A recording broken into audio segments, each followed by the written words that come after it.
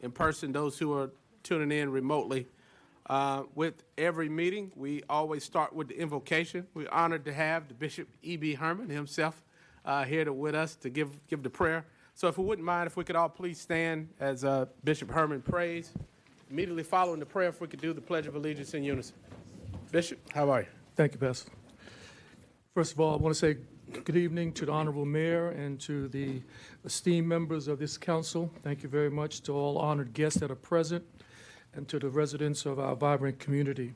Father, we are assembled here this evening from diverse backgrounds and unique perspectives, and we acknowledge that we're assembled here not just to dialogue, but to formulate and implement the governing decisions that not only affect this present generation, this present residents, but also respective communities and the future that's coming as well. I ask you tonight that you help us as we all approach not only tonight's meeting, but also all future meetings with open minds, compassionate hearts for all people, irrespective of our gender, ethnicity, or even economic status. And that you grant to this council the wisdom, the foresight, the courage, and the strength that's needed to make the right decisions that will first of all glorify you and continue to uplift our communities and the future generation in what seems to be very challenging times that we're living in. May this meeting be guided by the spirit of integrity, unity, and respect in collaboration as we seek solutions for any present or future challenges that we may face as a community. Again, I thank you for granting and gracing this team of exceptional gifted leaders the ability to work together in collaboration and maintaining the necessary respect for each other towards the continued fulfillment and successful advancement of our communities. May our efforts be blessed with success and continued growth and advancement. And we thank you for this, and we petition you, dear God, in the name that's above every name. Amen. Amen. Pledge allegiance to the flag of the United States of America and to the republic for which it stands, one nation, under God, indivisible, with liberty and justice for all.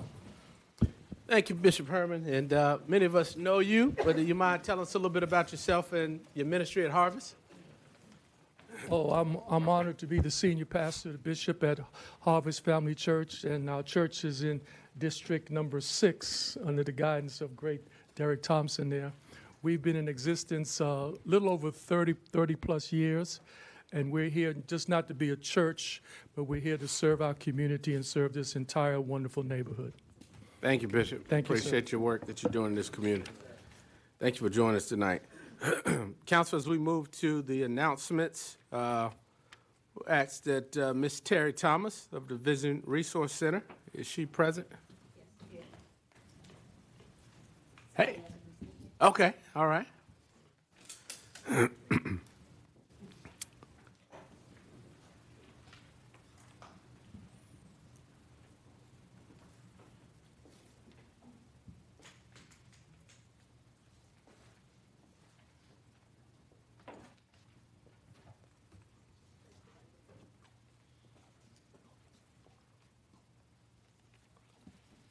Well, good evening, sir, and ma'am, and sir. Good evening, good evening. Good evening. Good evening.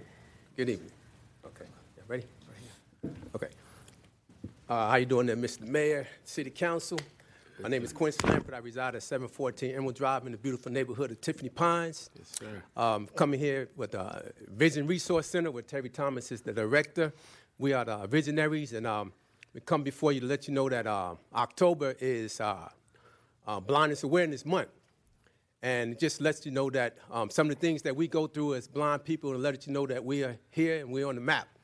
On October 15th, we'll be down at the Fayetteville, Rayford Road, VA, having, it's going to be White Cane Day. And so we're going to be there at the VA. Yours truly going to be the DJ, so we ask that you come out there and have a good time, listen to some good music, and interact with some of us, so, y'all can, realize that we are people, and that we come from various backgrounds, and we have a lot to offer. Also, we have what you call the, Terry and Paco stand-up visionaries. Also, we have a Braille trail out there, walking trail out there at the VRC, and we want to thank City Council for making donations. We ask that y'all come out there sometime, coordinate with Terry, and come out there and walk the Braille Trail. We also have a sensory garden out there, water fountain. And so you can come out there, sit there by the water fountain, enjoy the nice sounds of the water. We also thank you for what we call the We Walk cane. And the We Walk cane is a GPS guided cane, and there's an app that goes along with it. And so it helps us with navigation. We have Jermaine right here. He's going to give you a little demonstration of it. All right now. My name is Jermaine Ford. I do have the We Walk cane, and like he said, it goes through GPS navigation. It will take you step by step. If you have like a favorite restaurant you want to go to, you just put it in your phone, or you can use the sensor on the pad. It vibrates if something gets close to you, let you know something close by. You can do it by feet or by seconds. So many feet, you'll say turn right, turn left, or every 10 seconds, you'll say turn right, turn left. Your favorite restaurant is like 200 feet from you. Anybody want to try it? Well, we may tear it up, so, but we appreciate. Yeah, we'll blindfold you. I'll take you up on that when we're not on TV. How about that? All right, well, let's give them a round of applause. And we got another speaker right here. Thank you. Good evening. My name is Latasha Weaver, and this is the 85th year of the Vision Resource Center. And so we are having a couple of things that are going to be happening throughout these next few months. But the one that's coming up this weekend is our blind fashion show. And it will be on Saturday at the Kiwanis Rec Center from 1 to 3. And the tickets are $25. So I just wanted to share that with everyone. And, yeah. Come out and have a good time, because we're out of sight. Oh, Lord. All right. Well, thank you all for that. Thank you, Ms. Thomas. Thank you to members of Vision Resource Center for the great work you're doing, and thank you all. And DJ, can't wait to hear what you got going on. Thank you.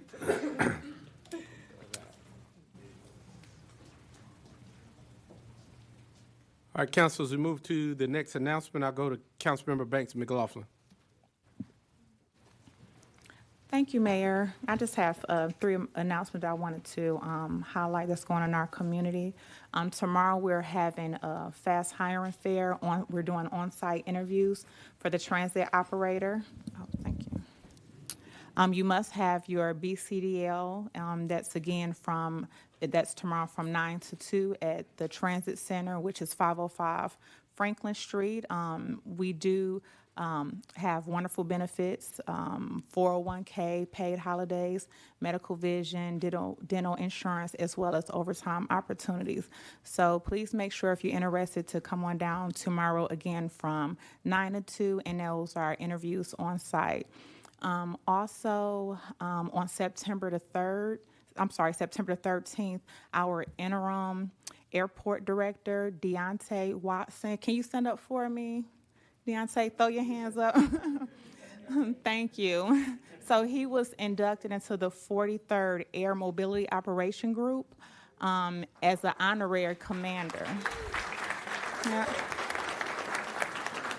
And for those who may not be, who might not know what that is, it's the 43rd Air Mobility, which operates groups in a unit of the United States Air Force as well as Pope, North Carolina. It is responsible for providing global air mobility support for our Air Force and Air Mobility Command. The group mission includes airlift, air refueling, aero, medical evaluation, and on-air mobility. It also is an operation and support military operations worldwide. So let's give Mr. Deontay Watson another round of applause.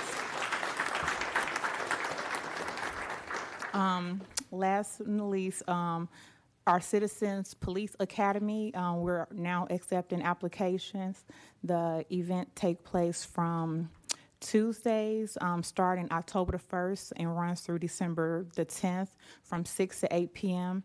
The Citizens Police Academy is for Fayetteville residents who want to know more about our police department, as well as you get the opportunity to get hands-on knowledge with the various divisions within that department. So if you are interested, please make sure you go onto our website, fayetteville.gov/Citizens Police Academy.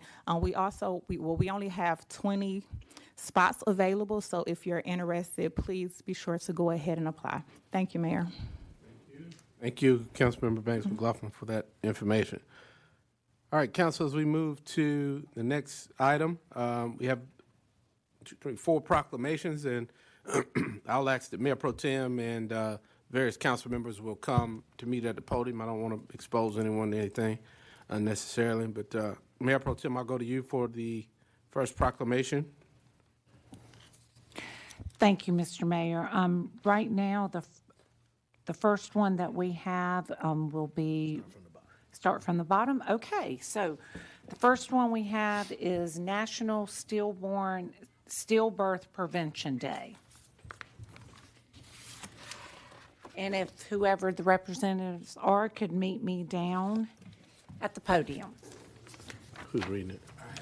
Okay, you got it? Okay.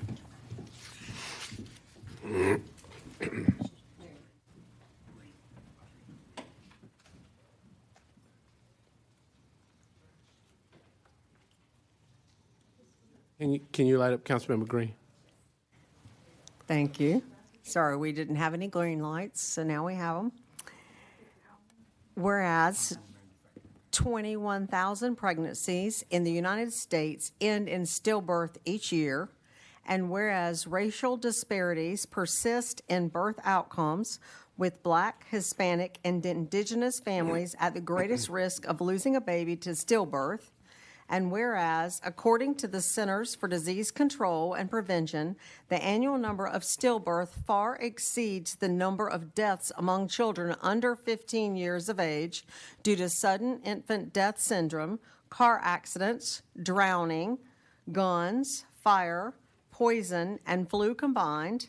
And whereas, in the last 2 decades, the stillbirth rate in the United States declined by a negligible 0.9%, and in a report published by the World Health Organization comparing progress in improving stillbirth rates, the United States ranked 160 out of 195 countries.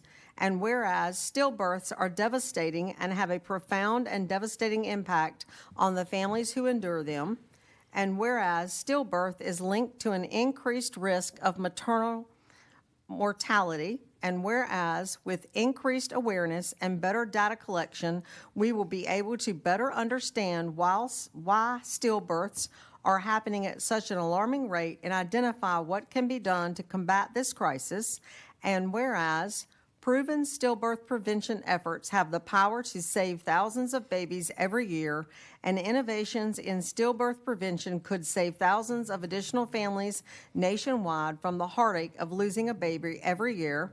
And whereas recognizing Stillbirth Prevention Day is an opportunity to increase awareness, support evidence-based prevention efforts, promote research, encourage improved data collection, and greater understanding, and provide support to those who have experienced stillbirth. And whereas Stillbirth Prevention Day calls on elected officials to use their authority to take action to help reduce stillbirth and to ensure every expectant family is educated on how to reduce the risk of losing a baby to stillbirth. Now, therefore, I, Mitch Colvin, Mayor of the City of Fayetteville, North Carolina, and on behalf of City Council, do hereby honorably proclaim the 19th day of September in the year 2024 as Stillbirth Prevention Day, in witness whereof I have entered my hand and seal from the City of Fayetteville to be affixed on this 10th day of September 2024.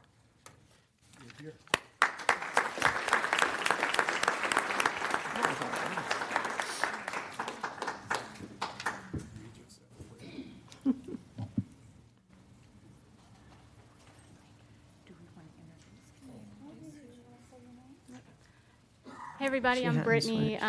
I am the mother of Sophie and Ruby Day. We lost them to stillbirth in 2017, and we do a lot of advocacy in the community, nationwide and statewide, for stillbirth awareness.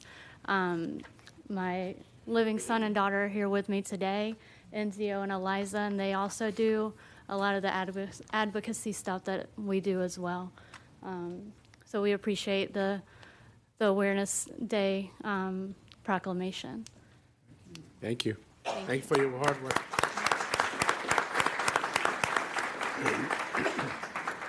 So thank you very much. So if I could get, we are now going to celebrate Manufacturing Day. And if I could have Jennifer Hammond. Are you here? I thought I saw you here.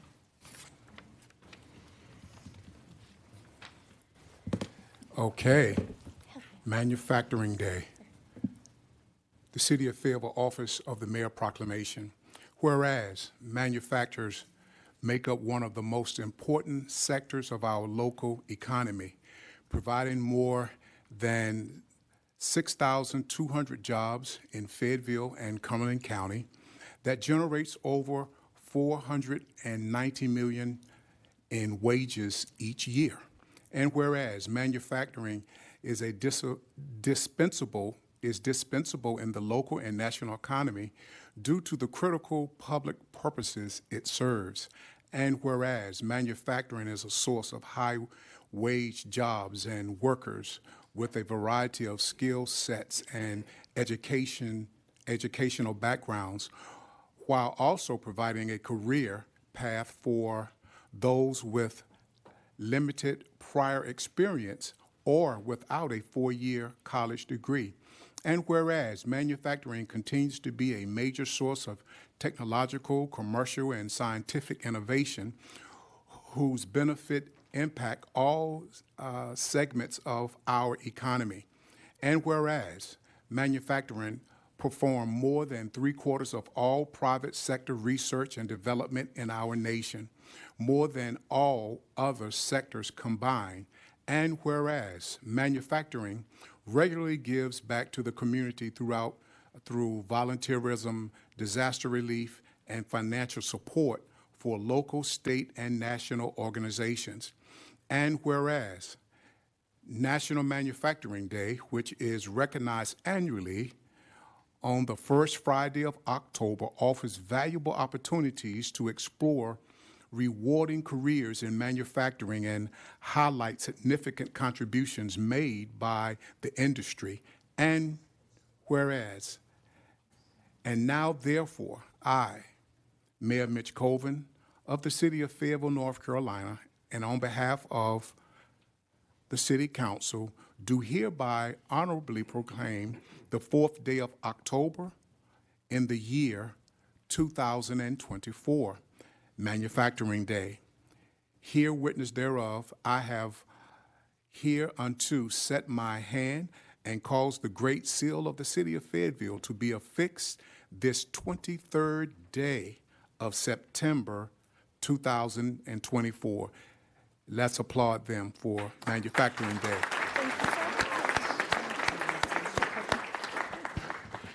Thank you. Thank you, Mr. Mayor. Thank you to the City of to the City Council. My name is Jennifer Hammond. I am the Director of Business Services for Fayetteville Cumberland Economic Development Corporation. We appreciate the city's unyielding support of our existing industry partners and especially our manufacturing industry, and thank you for this proclamation. Thank you. Keep up the good work.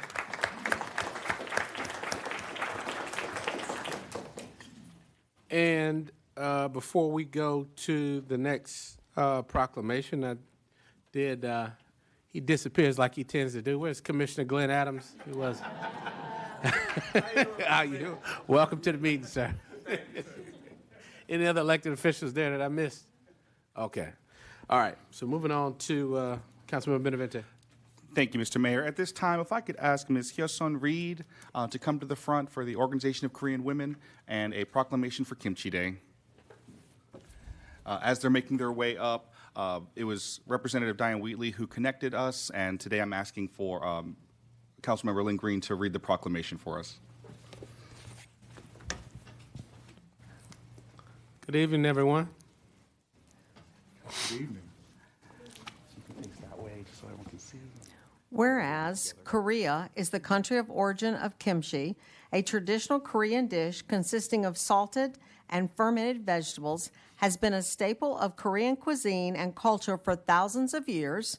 And whereas across the United States there is an increasing consumer demand for kimchi and Korean food, and major retailers now carry kimchi.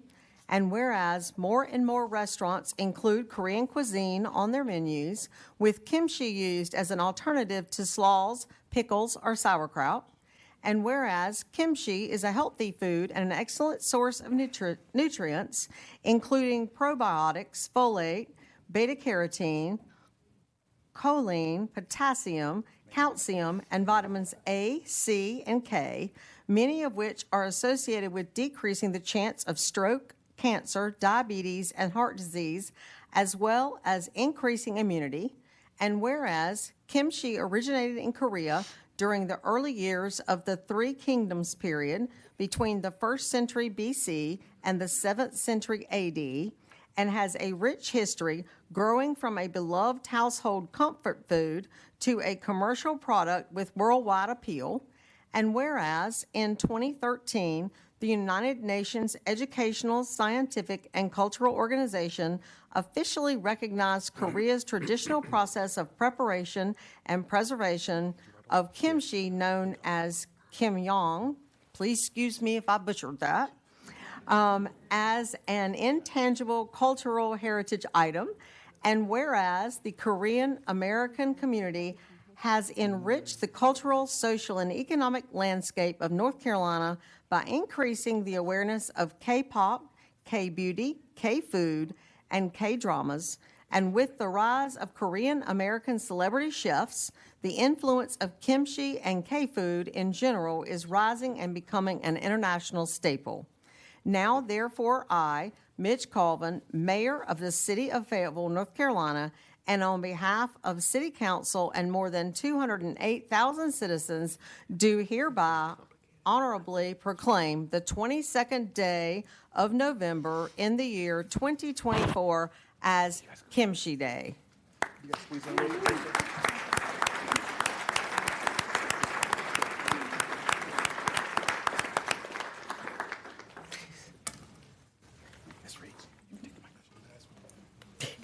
Thank God. Now, did y'all bring any of that for us to test out? Okay, I'm sure.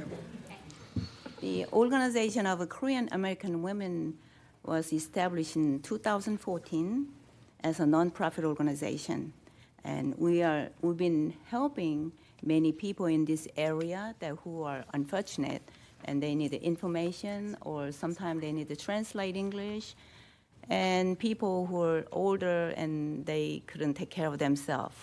And so we're celebrating 10th year. And we were having a kimchi festival at 1251 Island Drive. Mm-hmm. It's a facility of Korean Presbyterian Church. Yes, and we will have traditional dancing, taekwondo performance, and also the Korean drawings. So you all are welcome to come taste Korean food, bulgogi, japchae, and many other food, and you will be entertained. Thank you so much. Thank you.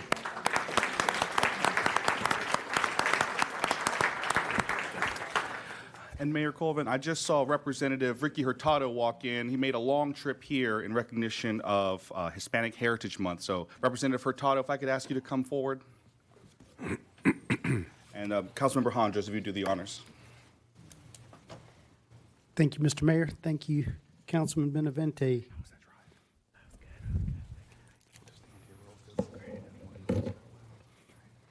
Whereas each year the United States observes National Hispanic Heritage Month, celebrating the culture, heritage, and countless contributions of those whose ancestors were indigenous to North America, as well as those who came from Spain, Mexico, the Caribbean, Central America, and South America. Whereas what began in 1968 as Hispanic Heritage Week under President Johnson and was expanded by President Reagan to cover a 30-day period from September 15th to October 15th, whereas many Hispanics serve as government employees, public servants, civil rights leaders, and community organizers, politicians, soldiers, educators, journalists, first responders, pioneers in the arts and science, healthcare professionals, athletes, inventors, entertainers, and so much more.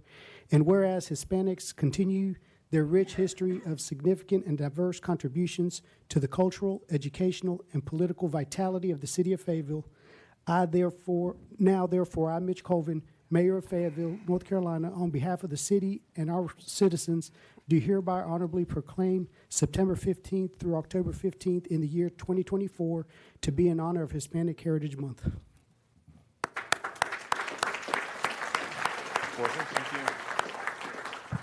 Good evening, sir. Good evening, Mayor Colvin, and good evening to the Fayetteville City Council. I flew in here from Alamance County. I appreciate your patience as I made my way to your meeting. My name is Ricky Hurtado. I'm a former State House representative from Alamance County and now currently serve as the chair of the Governor's Advisory Council on Hispanic and Latino Affairs. So I was thrilled when Councilman Benavente invited me to accept this proclamation on behalf of the city of, or from Fayetteville on behalf of the council to celebrate what we all know as Hispanic Heritage Month. You all just heard the words in the proclamation, right? But to celebrate, an incredibly diverse community that is starting to really take shape here in North Carolina. Regardless of what county you travel to in North Carolina, you will find a diverse Hispanic, Latino community there contributing to what we know as our North Carolina way of life. And so I do want to thank you all for acknowledging that. Hopefully you all are partaking in some of the festivities in the community over the next few weeks. But I would also be remiss to not mention, as we think about how we both celebrate our communities and also make sure that folks feel safe and included as part of their civic fabric of every community.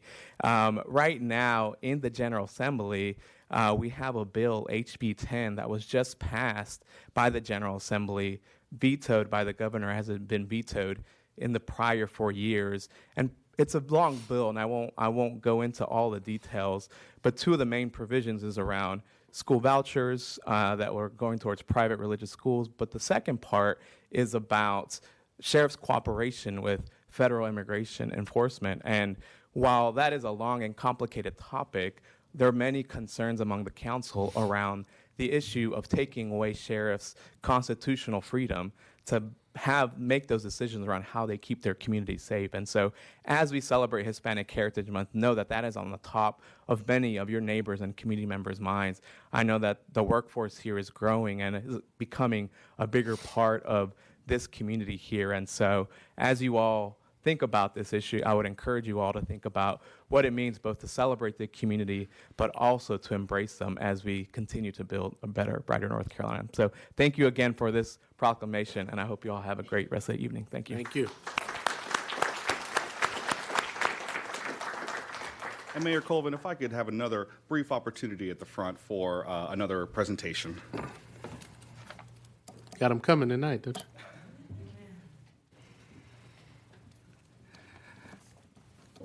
Someone leave their car, please. No. Someone will look for that later, I'm sure. Mayor Colvin, councilmember colleagues, I thank you again for this opportunity to come before you and the 208,000 citizens of Fayetteville, many of whom I believe are here tonight. It is with a great honor to stand before you today and introduce a man whose life's work has been devoted to the service of others. Mr. Alfred Foot has been awarded North Carolina's most distinguished honor and has been inducted into the Order of the Longleaf Pine.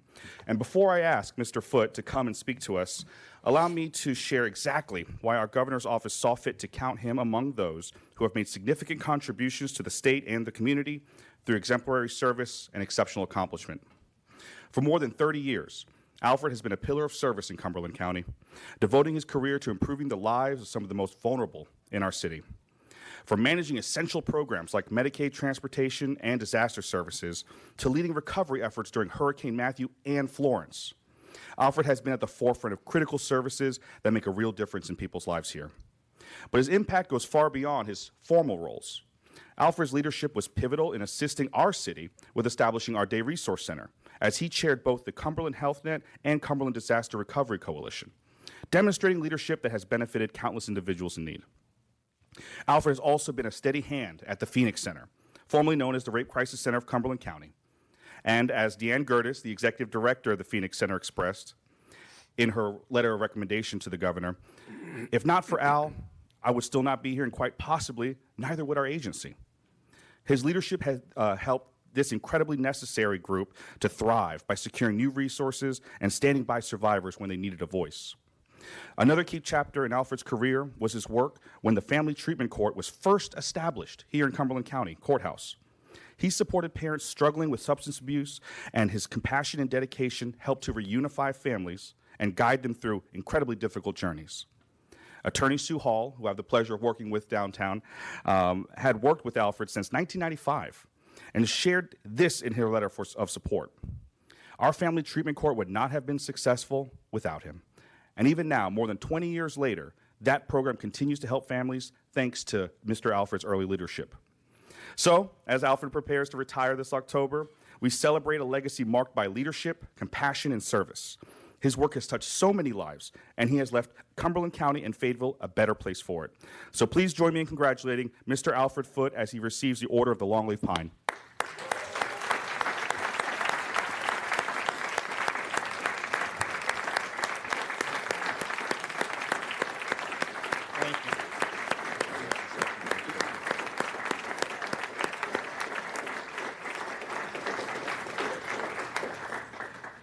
I wanted to give Mr. Foot a chance to say a few words, but I also would ask him if he would do us the honor, now that he is an ambassador of our state, to read this toast that only folks who have this accomplishment can read for us. Here's at the very bottom in black. I don't know if I can do this. Here's to the land of the longleaf pine, the summer land where the sun doth shine, where the weak grow strong and the strong grow great. Here's to down home, the old North State. Excellent.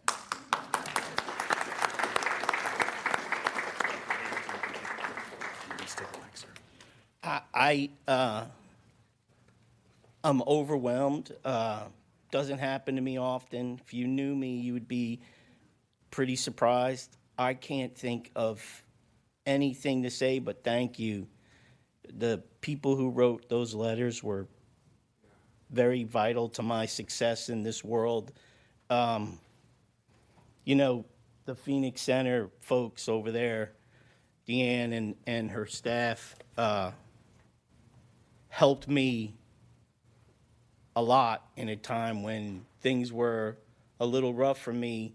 By being on their board, I got to feel like I was part of something bigger, and that was huge to me. And I don't have anything else to say. I'm utterly speechless, which is just not normal. But an hour from now, I'll have 100 things to say. Thank you. I appreciate it. Thank you very much.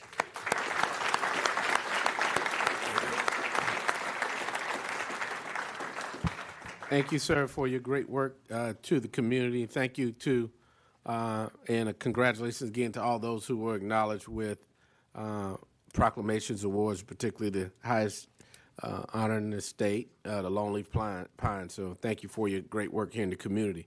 Council, as we move on beyond our announcements and recognition, I'll move to the city manager's report. Mr. Yates, you had Ms. Yamil, you were going to ask to come and update us on something? Yes, sir. Thank you, Mayor.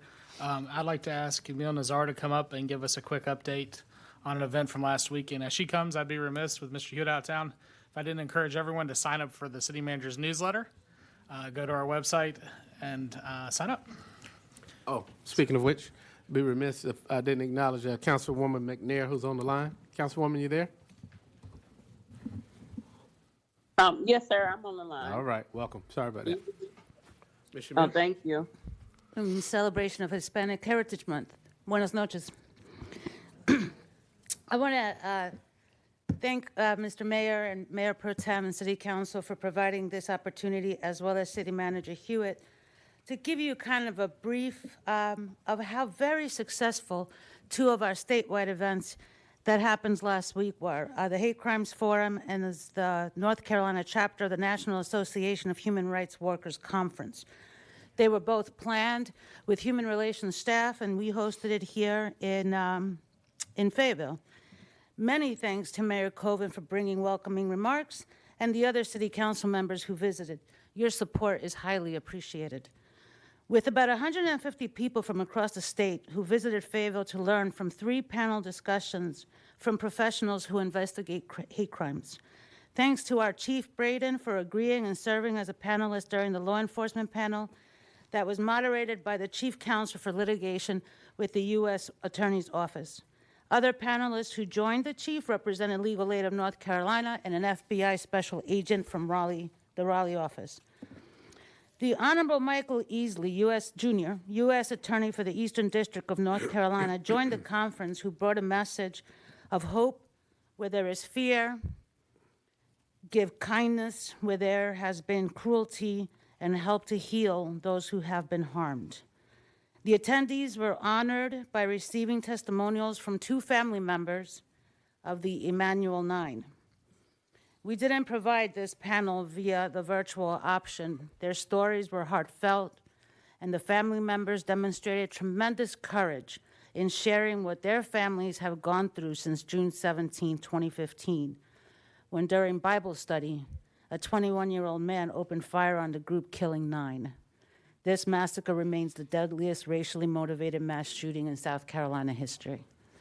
The North Carolina chapter of the National Association of Human Rights Workers continues to dedicate their professional lives in heightening awareness, promoting positive human relations, for we cannot hate someone whose story we've shared. Thank you.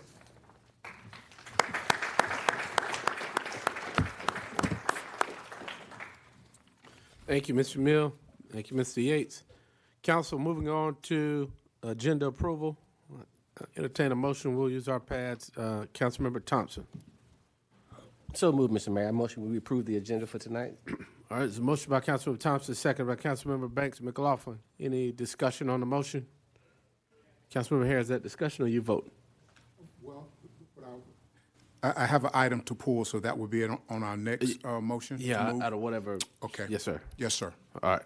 So no further questions. Council, I'll look to you for your votes on the approval of the agenda. Councilmember McNair. Green. All right. Who are we missing, Jay? All right. He's in the affirmative. Okay. All right. Moving to the consent. Councilmember Harris, is this where you had a question? We'll go to you. Thank you, Mayor. As we look at item 7.0A16, the PwC adoption resolution authorizing PwC CEO/General Manager to seek rezoning of real properties, I would like to pull that item and place it on a work session, I guess our first work session in October. All right. So if I understand you correct, there's a motion to approve the consent with the exception of 7.0A16, which you're asking to be moved to a work session to discuss that. I think just to give some context, there was 2 interpretations given Correct. One, we asked a question earlier. PwC representative stated that this would be the CEO or the manager being able to come directly to council for items of rezoning for city property, which they manage.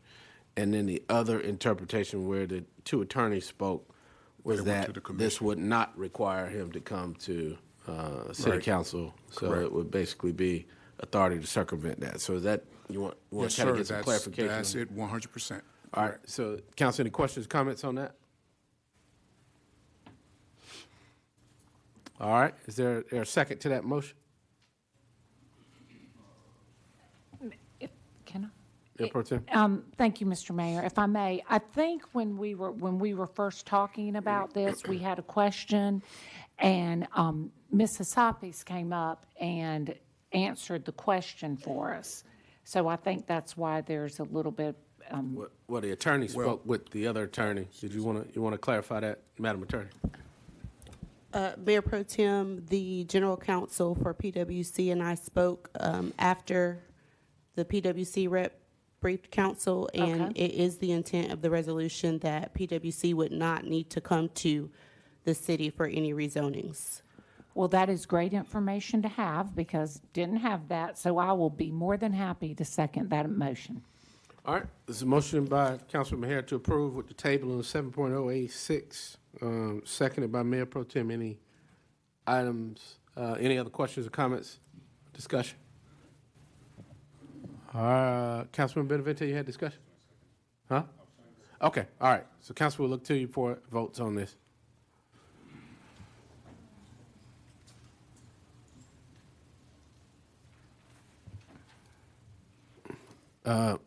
Councilmember McNair? Green. All right. So motion carries unanimous. Thanks, Mayor. Thank you, Councilmember here.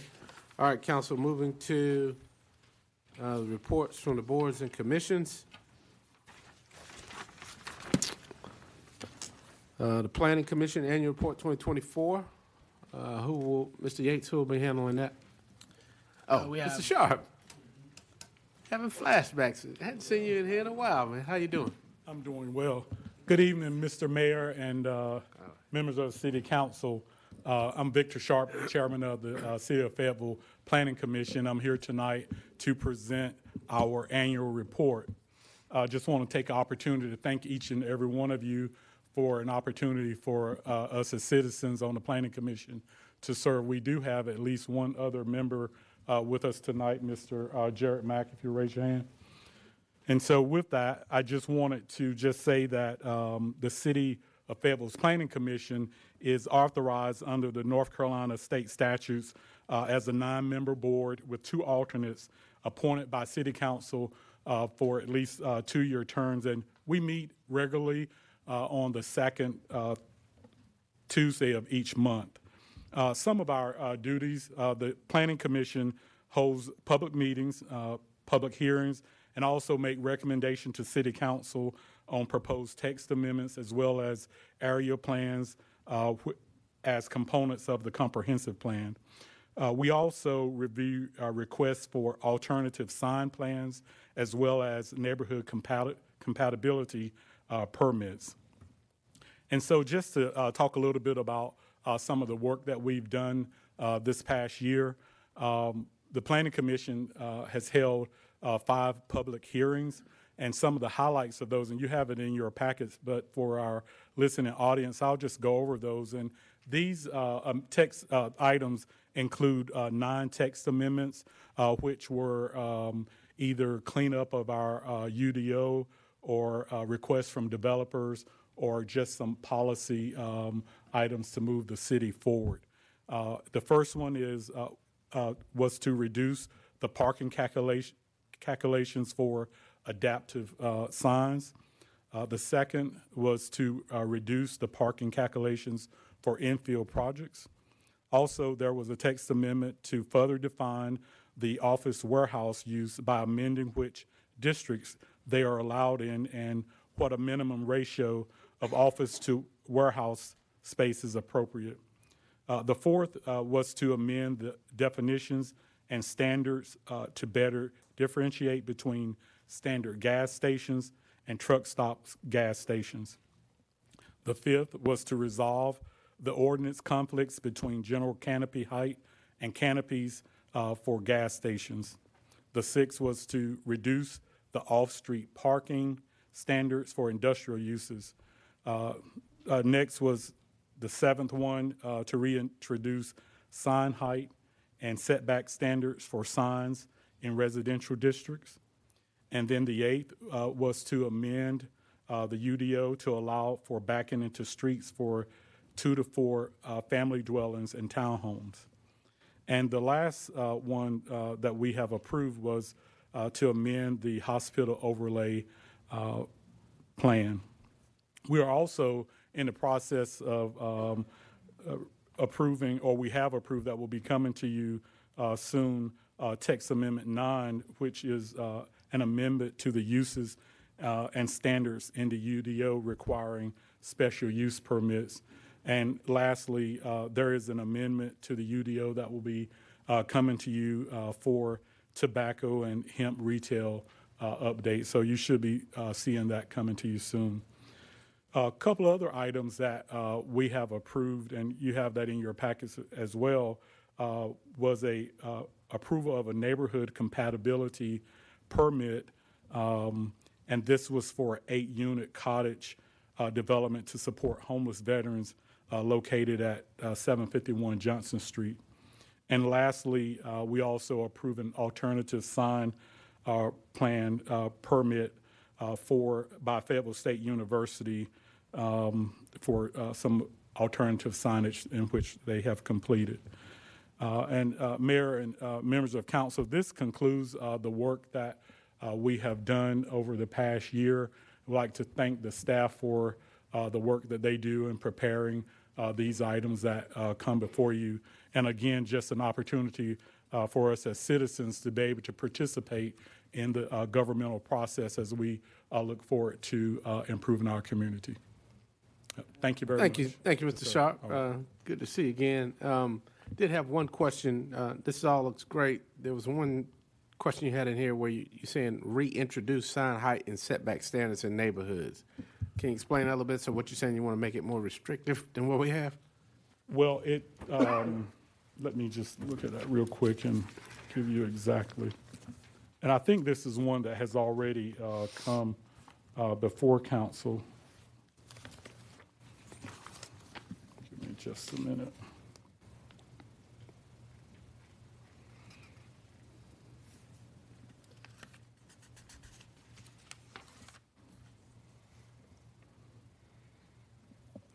Basically, during the writing of the Unified Development Ordinance, those things were left out. So it's to clean up the ordinance by placing them back into the Unified Development Ordinance. This is where there was a maximum height of 6 feet, 10 feet minimum front yard setback from the right-of-way, and these signs may be located in the median of the right-of-way with the approval of development services and public services. So again, just to make sure I'm clear, are you saying that the recommendation, if we adopt this, is to make it more restrictive? Because right now you don't have those restrictions. So you're saying it's to cap the height at what you just said? Right, it would, yes, sir. And require the minimum setback of what you just said? Correct. What was the premise behind that? Do we have a problem with neighborhoods? Well, I think it, and I can check with staff that's here, but again, it was to place it back into the Unified Development Ordinance. It was an item that was, as they were cleaning up the ordinance that was left out, so it was to place it back in. Okay. Ms. Kelly, is that your portfolio? Craig, was that? Dr. Newton. So I'm trying to understand this. This thing has worked for. You have approved it. It was something that was recognized as missed. You as a council have already put this in, but it puts some very limited regulations in about what happens in signs in the residential zones. So just to make sure I'm clear, you're saying it all the restrictions already exist. So why are we doing it again? Now you're getting the report of the activities that they've already done. He was highlighting 9 of them, and that was one of the 9. Oh, okay. Okay. All right. So it's just a recap. Yes, sir. Right. Those items, and then the couple that will be coming before you soon. Thank you. Councilman Hare. Councilman thank you, Green Mayor. and then here. Here was first, let him. Thank you, Mayor. And it's good to see you, Good to see sir. you as well. Mr. Chairman.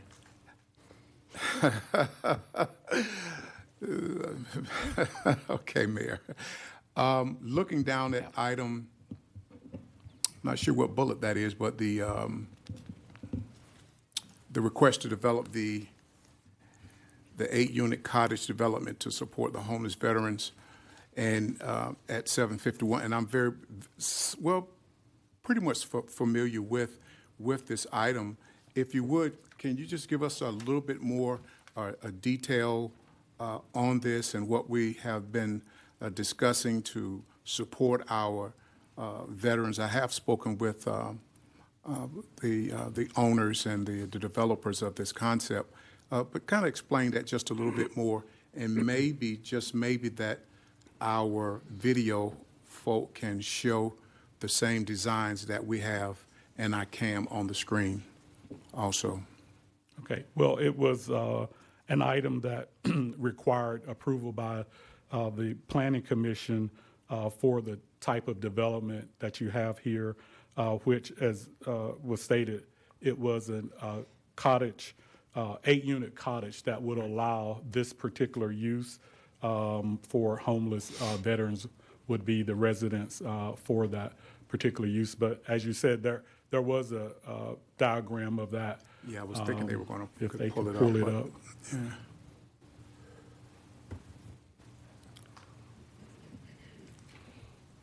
Okay, well, Yeah, I don't know they if may we not can be get able to to it. pull it up, but I do look forward to supporting this initiative as I have been all the while. So, thank you. That's one of the things that we are big on here with this council, is supporting our homeless, and it's, of course, also that includes our unhoused veterans. So, thank you, Mr. Chairman. Thank you, Councilman Hare. Councilman Green. Yes, thank you, Mr. Mayor. I just want to publicly take the time to thank Dr. Newton and his staff and the Planning Commission. This is a very arduous task. I serve on the UDO committee, and it's difficult to go through these one by one and figure out what works and what doesn't work, and listening to the builders and listening to the developers, of which I am one, and I know I complain sometimes. So thank you, Mr. Sharp, for doing everything you've done to lend your help and your expertise in this area. If there's no other questions, I'd be more than delighted to make a motion that we accept the report. All right. There's a motion by Councilmember Green. Is that second by Councilmember Hare to accept? Any discussion on the motion to accept? All right. Council, I'll look to you for your votes. Thank you. Mr. Sharp, and what I was telling him was we had a good Kappa brother up here making this presentation. He reminds me all the time. But I wanted to make sure we got the vote in first. Thank you. Thank you. All right. Good to see you again, man. All right. Okay. Councilmember McNair. Green. Thank you. All right, Madam Clerk, it's unanimous. All right, Council, moving to the next item, Fayetteville next. Good evening. Faye next. How are you? Hello. Good evening, Mayor Colvin, council members, city staff. My name is Nathan Cuffey, and I'm the chair of the Fayetteville Next Advisory Commission. We actually had a couple of our members here tonight. If you guys could stand for me, please. Anyone? All right. I would like to begin by letting you guys know that we'd like to thank you for allowing us this time to just let you guys know what we've been up to over this last year. Got a lot of exciting things. And so instead of rambling a lot of that to you, we actually have a presentation that should be popping up over here. Sorry. Oh, gosh, I apologize. Let me just throw things. We are the Fayetteville Millennial Advisory Commission. Actually, since you last heard from us, we've taken on a more generationally inclusive name. We are the Fayetteville Next Advisory Commission, and we are excited to update you on all we've done. After dedicating the latter half of fiscal year 2023 to reimagining our name, logo, mission, and motto, we successfully commenced fiscal year 2024 with a rebranding launch event. On August 10, 2023, we welcomed approximately 80 guests for a preview of the main event. This gathering allowed us to engage with numerous citizens who were previously unfamiliar with the Commission, build a volunteer roster, and gather data that will guide the Commission's future initiatives. On September 30th, 2023, we partnered with Sustainable Sandhills to organize a community cleanup at Rowan Park, engaging volunteers of all ages. During this event, we successfully collected 120 pounds of litter, while also fostering stronger connections with the skaters who frequent the Rowan skate park. In December, Fayetteville Next proudly hosted its inaugural Ugly Sweater Social. This event served as a networking mixer for young professionals, allowing them to connect while celebrating the holiday season. We successfully welcomed 100 guests at Segra Stadium, all of whom expressed their enthusiasm about how we can assist them in their efforts to stay and play in Fay. We also conducted a strategic planning session to establish a clear direction for the Commission through the conclusion of fiscal year 2025.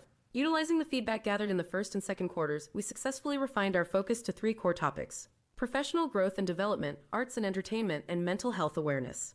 In May, we concluded Economic Development Week with our inaugural Next Generation Business Summit, a collaborative effort with FTCC. This 3-part event featured a workforce development seminar, a munch and mingle, and a business Q&A with local specialists and entrepreneurs. Although we fell short of our participation target, we exceeded expectations in terms of the valuable information shared with attendees. One of the initiatives selected by the Commission is to honor the contributions and efforts of citizens within our designated demographic. This initiative served as the foundation for our collaboration with the Fayetteville Observer, culminating in the hosting of this year's 40 Under 40 event. With nearly 300 attendees and 60 award recipients, along with numerous volunteers and event partners, this was our most successful and largest event to date. This spring, we secured funding to acquire additional marketing materials essential for our rebranding efforts. Those in last year's purchases can be seen here. Since the rebranding, we have observed significant increases in traffic on our social media platforms. With each event, the reach, interactions, and clicks on our Facebook and Instagram accounts grow exponentially. Just look at these numbers.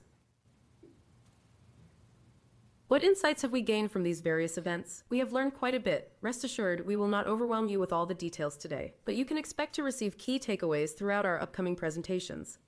What are the primary influences on individuals' choices regarding their place of residence? Our core demographic identifies activities and the overall vibe as the most significant factors in their decision-making process when selecting a place to live. What are the preferred activities of our demographic in Fayetteville? While events and entertainment rank as the top choice, a notable percentage still expresses the sentiment that there's nothing to do in Fayetteville. Which industries or job sectors would you like to see established in the area? This response again reflects a common sentiment among residents, with many expressing a desire for the development of the entertainment sector in our community. Understanding the significance of this information and the necessity of addressing the needs and desires of this demographic is crucial. Recent studies have identified North Carolina as one of the leading states attracting younger generations. Currently, it ranks 3rd among Gen Z relocators and 5th among millennials, highlighting its appeal to these age groups. What steps can Fayetteville take to remain competitive among these demographics? Affordable housing affects a wide range of people, not just those unhoused. A Rent Cafe study shows 84% of Gen Z views affordability as crucial in housing choices. At the 40 Under 40 event, a few awardees highlighted their contributions to the community despite facing housing cost challenges, including one who shared their experience of recently being unhoused. This situation indicates a significant issue for the city when talented individuals struggle with housing. As indicated in the previous data sets, this demographic is increasingly seeking enriching experiences within their communities. While we have noted some older residents expressing concerns about the costs associated with what they refer to as feel-good events, we strongly encourage continued investment in cultural initiatives that highlight and enhance the city's positive attributes.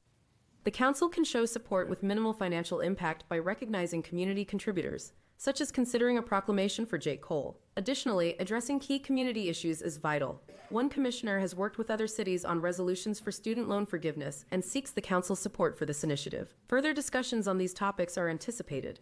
As we conclude our time together this evening, we would like to present one final statistic. According to the Nonprofit Leadership Center, the national value of volunteer hours has risen to $33.49, after dedicating a minimum of 996 hours to meetings, event hosting, and community engagement. We are pleased to report that our efforts have resulted in a cost savings of $33,356.04 for the City of Fayetteville. We are the Fayetteville Next Advisory Commission, focused on improving Fayetteville as a great place to live, work, and play. Follow us on Facebook and Instagram for updates on upcoming events. We are the Fayetteville Millennial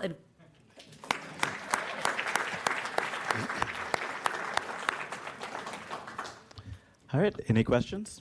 You can drop the mic after that. Right? No, I would like to say just thank you. I know that it takes a lot of time and dedication that you all commit to this, and hadn't been easy. Anytime you start something new, you know, sometimes you have a few challenges, but you all have certainly shown that you've pushed through. I love your core areas of focus to make sure that we are being competitive with retention and with attraction. So thank you for that. I didn't have any questions and just very excited about the work you're doing. So good job to you. Good job. Thank you. All right. So council, want to receive a report. Councilmember Davis, did you have a? I was going to thank them publicly as their council liaison, and y'all know I got y'all if y'all need anything, but I also wanted to go ahead and receive the report also. All right. So I had Councilmember Benavente and Hare. Did y'all have questions or comments? I think that's all, sir. Okay. I'll certainly make a second to Mr. Malik's comment, but I just wanted to share how incredible that presentation was. You know, when Mayor Colvin went to Methodist, Fayetteville State, FTCC, and in a fourth location doing the Millennial Symposiums a while back, you know, that was the start of all this. Once the Millennial Commission, now Fayetteville Next, came together, you know, Malik and I were members that very first round. I got to chair. Malik went on to chair. So I definitely appreciate how y'all are just taking it to the next level. Hope you guys continue to be, you know, incredibly successful, because we know that the next generation of leadership deserves to have a voice now, so that you guys can continue to make this city a great place to live. So we just did a really great job. Looking forward to the next thing you guys bring to us. Thank you. All right, so we have a motion by Councilmember Davis, seconded by Councilmember Benavente. Any discussion on the motion to receive the report? All right, Council, I'll look to you for your votes. Councilmember McNair? Green. All right, Thank Madam Clerk, that's unanimous by those voting. Thank you to Planning Commission. Thank you to Fayetteville Next. Council, moving on to public hearings.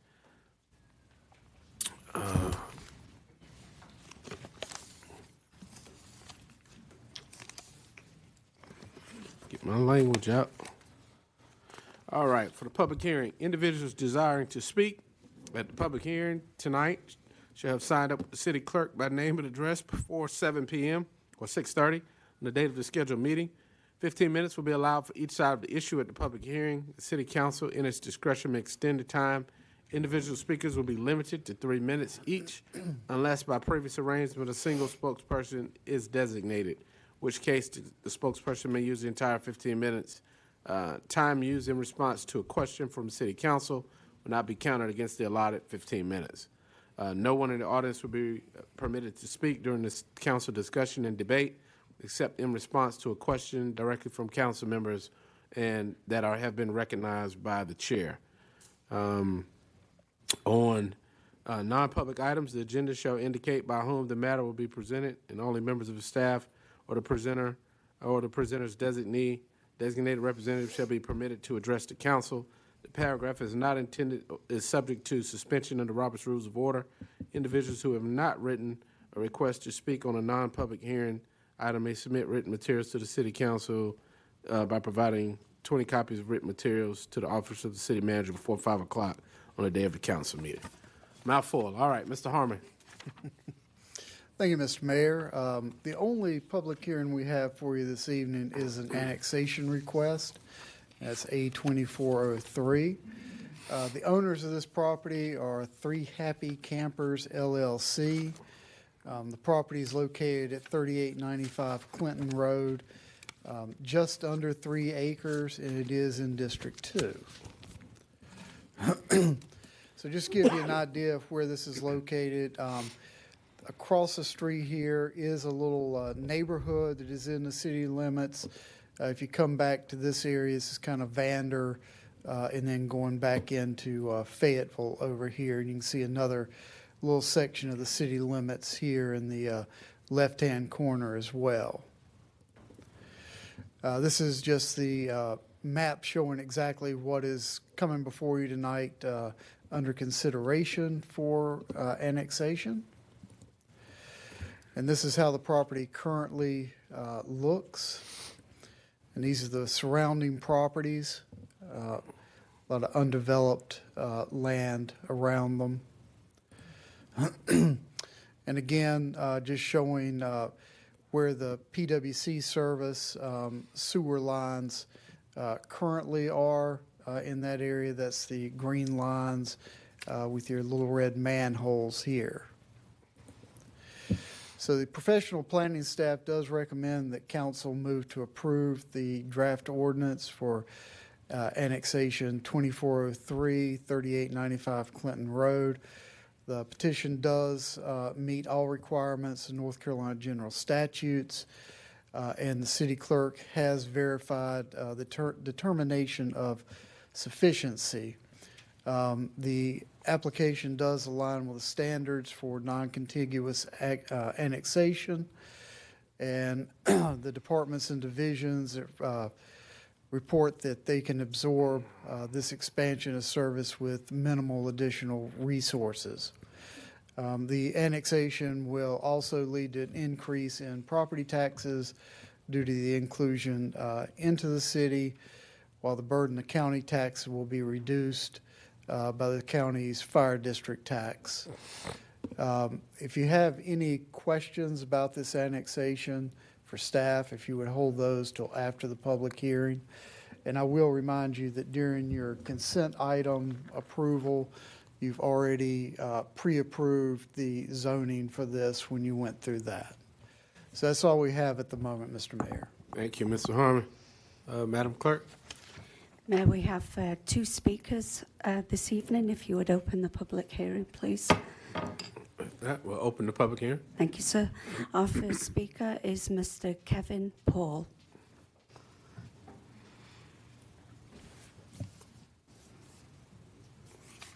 Good evening, Mr. Paul. Good evening. Go ahead. I don't, I wasn't really prepared to say anything, so I apologize for that. I guess I'm here for any questions you all may have about the property or project that's intended for it. So I love being prepared for things, but I'm not prepared to speak here this evening. So okay. If you need anything from me, I'm here to answer any questions. All right. Thank you, sir. Thank you, sir. Our next speaker is Mr. Bart McLean. Good evening, Mr. McLean. Good evening, Mr. Mayor, Mayor Pro Tem, council members. My name is Bart McLean. I'm a civil engineer. I work for William G. Daniel and Associates. I've been with them for about 33 years. And just so you know, Kevin Paul is the owner of the property and will be the developer of the property. We are proposing a 295-unit indoor climate-controlled self-storage facility on the property.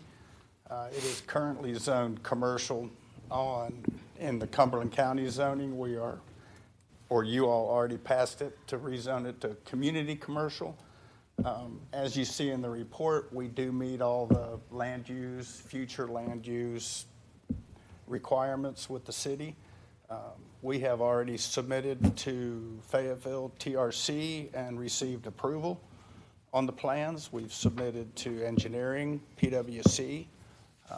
We will be extending sanitary sewer for PWC down Clinton Road to our property, which will allow additional connections for other properties. But other than that, we're just excited to get the ball rolling and get started. If you have any questions, I'd be glad to answer them. If not, we hope you approve it. Thanks for your time. Thank you, sir. Council, any questions, comments? All right. We have no further speakers, sir. All right. So with that, we'll close the public hearing and I'll go to Councilmember Davis. Yes, sir, Mr. Mayor. I'm ready to make my motion if no one has any questions. All right, with that being said, I move that we adopt the annexation ordinance with the effective date of September 23rd, 2024. All right, there's a motion by Councilmember Davis, seconded by Councilmember Hare to adopt annexation. Any discussion on the motion? All right, Council, I'll look to you for your votes.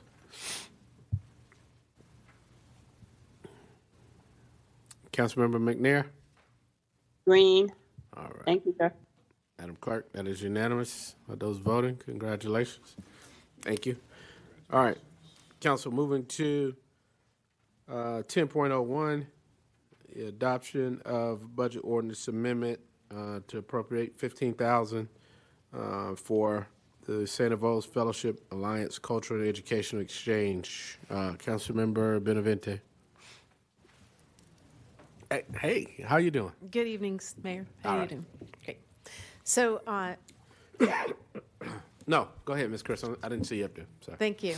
On a recent visit that Fayetteville had a delegation visit Fayetteville, France. One of the results of that visit was 9 teachers committing teachers from St. Avold who teach English to come to Fayetteville on an educational exchange. Including with the 9 will also be 3 students, and they will be here from October 18th through October 30th.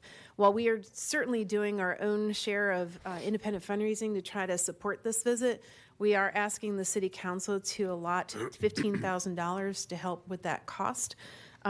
We will be putting the teachers up at the McPherson Bed and Breakfast, which is right here near downtown, and putting 2 to 3 teachers per room, and that cost comes to $9,910. We are looking at many volunteers of providing food and meals, and we're already actively working on that. So I've given larger sums of what we anticipate. And then also transportation. We'll need to provide transportation when it's a group going to some of the different locations.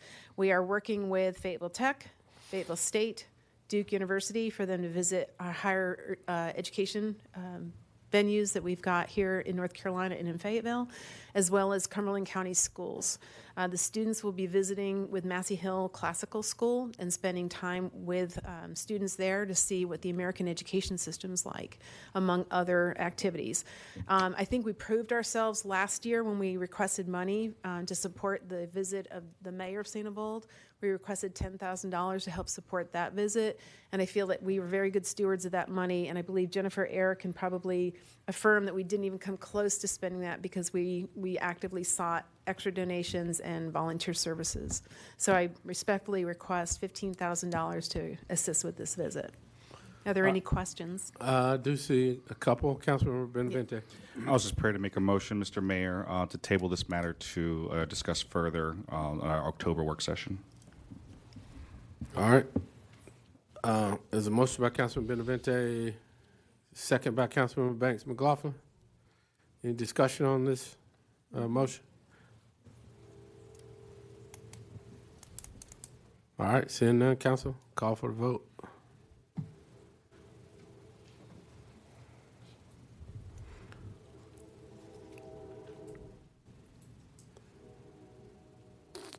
Councilman Green, Councilman McNair. Thank you, Mayor. Green. What did she say? What did you say, Councilmember McNair? Green, sir. Green, I'm sorry. Okay. All right. Madam Clerk, that's 7-3. Those voting opposed, Thompson, Jensen, and Green. Ms. Chris, I think some of the discussion when we couldn't get it resolved during dinner was, we have to have some, I think what you're doing is great. One, it is good to build those international relationships. A broader discussion that we're having is what our rules are about it. I think we kind of get it before we can put any structure in place, just so it's not a challenge every time to do the one-offs. We want to make sure we're fair in consideration of everything. But council has agreed to table it, and I'm sure they'll be in touch with you and once they get that issue worked out. Thank you very much. All right. Thank you. Appreciate it. All right, Council, moving to 10.02.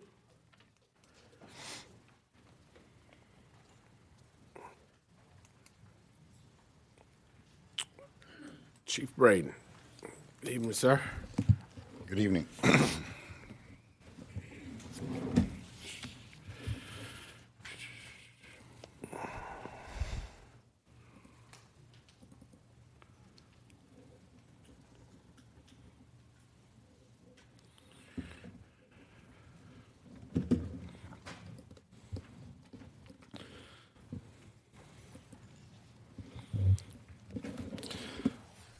So it's been 12 months since the City Council approved the use of ShotSpotter within the city limits of Fayetteville. I'm here to give an update to some of the successes and the performance of that ShotSpotter program.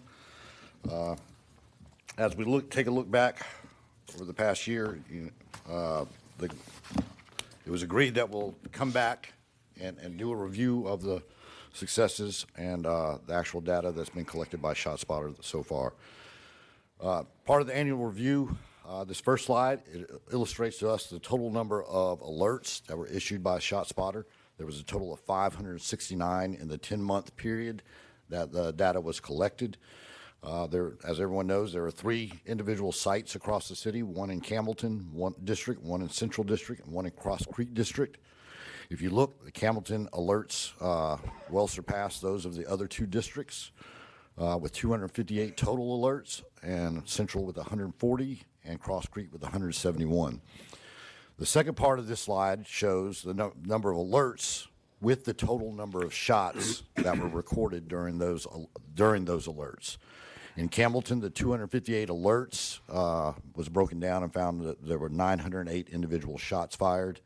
In Central, out of the 140 alerts, there were 488 total shots fired. And out of the 171 alerts in our Cross Creek District, there were a total of 524 alerts, rounds fired. I think that's pretty significant. If you look at it, it's nearly 1,000, about 900 total, but just a little over 258. So you're looking at potentially about 4 shots per, if you're looking at averages for that Campbellton district, and almost about 2 per for the Cross Creek and the Central districts. Looking at what the results of those alerts were for broken down by district, we look at the shell casing recovery to alert comparison by district. In Campbellton, as we know, there were 258 total alerts, and we had 320 total shell casings recovered. So again, more than the actual alerts that were gone, because we had several that were multiple shots were fired. Central District was close, and Cross Creek was slightly higher number of shots fired, but less actual shell casings recovered in comparisons. Total number of NIBIN leads with 911 calls, we had a total of 24, and we had a total of 22 where there was no associated 911 call. So just slightly less. Those are almost 100% more leads that we wouldn't have gotten without the ShotSpotter alert, because there's a total of 22, which is almost equal to the 24 that were with 911 calls. Comparisons are ShotSpotter alerts with no 911 call. This very first graph, it shows that there were only 107 ShotSpotter alerts that were associated with 911 calls with them. There were a total of 462 alerts where no 911 call came in during that time frame. So that speaks to the number of actual shots being fired within our communities that without ShotSpotter, the police department wouldn't have been notified of. If we look at the gun recoveries, no 911 calls. We recovered 5 guns that we wouldn't have been alerted to, been in the area, or had the opportunity to seize. With 911 calls, there were a total of 10. And it was an equal 11 across the board for a total of 22 for the number of arrests. With the 911 call, we facilitated 11 arrests, and with no 911 call, there was a total of 11 arrests also.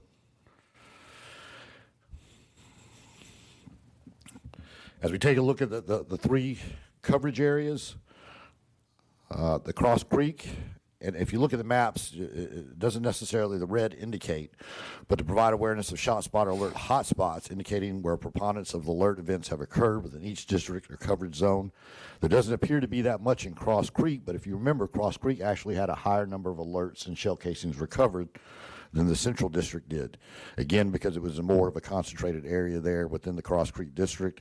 And if you look at the Campbellton, it had the highest number of both ShotSpotter alerts, and so it has spread out across that district along that Murchison Road. So as we took a look at where the top 10 blocks or incidents per block, again, Willowbrook Drive, if you look at the map over here, that is the west side of Fayetteville. That'll be our Cross Creek District. So even though it didn't have as many as Campbellton, but there was a higher concentrations of one block location within there. Again, what this data is starting to do now, as we go through the next couple slides, it allows the district commanders to identify trends within their zones and areas, and they can alter their patrolling, what they do, put officers in areas certain times a day, days a week, that we know these shots are being heard, and we're not getting those associated 911 calls with them. But again, Willowbrook Drive with a total of 16, West Mountain Drive with 13, and Riley Road, the top 3 locations weren't even in the actual district where we had the highest number of alerts, which was Campbellton District. Top 10 blocks by rounds per block. This is the total number of shell casings that have been recovered. 1100 Center Street. If you remember last summer, that was a very hot and active area when it came to violent crime and shooting incidents. We had several retaliatory shootings over a span of about 2 weeks, starting with a homicide that occurred with a pedestrian walking down the street during a drive-by. Slater Avenue, 1900 block. There was, it had helped identify the actual house, times a day that we needed to put officers in there.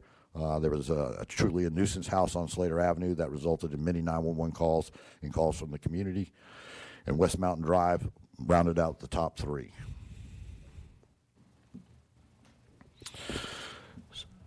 So it looks like a very busy slide, but this is where we're going to break down the individual day of the week.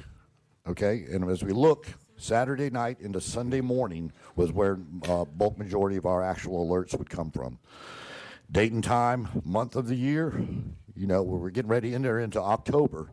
And if you look, October and December were the top 2. So we're looking, you know, to have a lot of activity possibly recorded if trends persist as they did last year. Date and time and quarter, we had the first quarter of last quarter of 2023 surpassed all the other shots. If you look, they've been significantly lower in the follow-on quarters. If you look at the time of day, it starts about 9 p.m. and persists to probably about 2 o'clock in the morning before it actually starts to fall off. So, as we recap this entire slide, day of week, Saturday night into Sunday morning. If we're looking at a month, October, we can predict that we're probably going to have an increase if trends persist from last year. If you're looking at the time of the day, we know we need to be there between 9 p.m. and about 2 to 3 a.m. in those areas that have been identified on the previous slides. So this is typically what an officer will get when they get a shot spotter alert. This is this information here. You know, there were some questions that were asked over the past several days. I can have this added. This wasn't a part of the original. I'll have this last slide added to that slide deck. But I was asked several questions about how do we prove that a shots were fired. If you take a look at this one, this is from an actual incident that occurred within the city limits here. If you look at that on the slide leftmost, it has a circle with the number 21 inside of it. Okay, that means there were actual 21 rounds fired during the shot spotter incident. If you look, there's some audio files at the bottom. I can't play those for you because they're police recordings, but each one of those represent a different sensor that was activated by those shots being fired. And when you play those, it'll let you know that, okay, this is what it sounded like and why ShotSpotter gave us that alert. This is where the officer has the chance to go in and formulate an opinion. Did this sound like gunfire? Okay, and helps, you know, towards that actual ground proof of what actually happened, puts them in the area where they can actually go look for shell casings or other evidence related to the call. If you take a look over to the right, you can see the number, what shot it was, the number of the shot, the date, the time that it actually came out, and it gives you split times from all the shots fired. So if you look, you know, and there's actually several more pages after this that include all the other shots, but this was fully automatic gunfire that was related to this incident. It was a homicide-related incident. And if you look, and we haven't even made it to the 21st round fired, but they were all fired in just over 1 second. So it lets us know what we're potentially dealing with and what we're potentially looking at when we go to the areas and and look for those ground truths, okay? Like I said, this is related to an actual incident, and it put there was a homicide that occurred. There was 1 dead. There were 3 other wounded that were immediate care was given. And again, I can't say that it saved the lives of the 3 that were shot, but I can only imagine getting 911 there faster helped their prognosis as far as their health outcomes and their injuries. So right now, that pretty much outlines the actual data, and I'll entertain questions, and I can give real-world citations if someone has any questions. All right, Chief, thank you for that. I do have a few questions. I'll go to Councilmember Banks McLaughlin. Oh, I'm sorry, that That was old. Okay, all right. Councilmember Davis. Oh, I'm sorry. Councilmember Benavente and Hare. Thank you, Mayor Colvin. They just refreshed it. Oh, you're fine, sir. I move that we have a 1-year renewal with an independent evaluation and also parameters for success.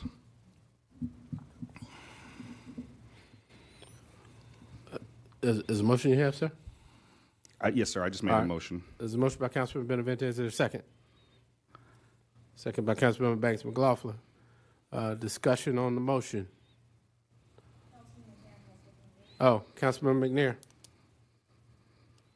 Yeah, I was getting ready to second that. Okay. Sir. Thank you. All right. All right. Council, any other questions? All right. Discussion. All right. I go to Councilmember Hondros, and then Hare, and then Colvin. Thank you, Mr. Mayor. Councilmember Benavente, in addition to the 1 year with the request for the metrics and the data, would you consider a friendly amendment not to exceed $210,000 to your motion?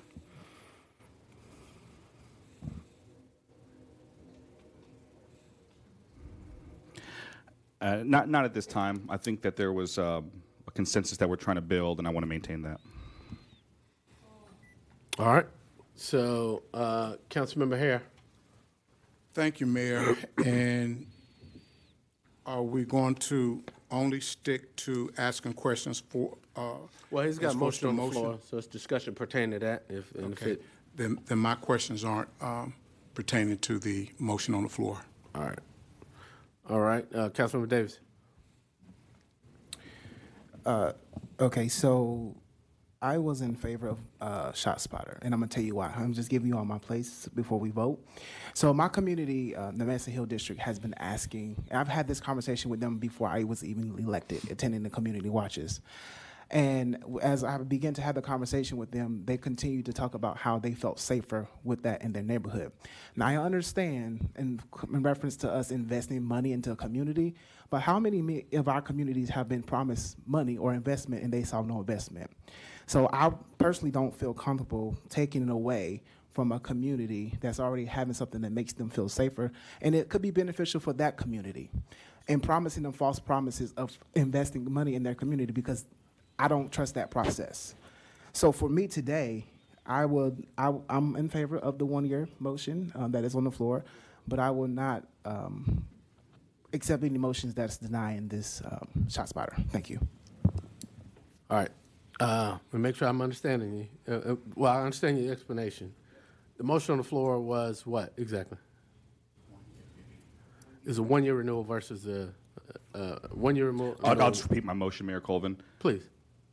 1 year renewal, independent evaluation, and targets for success.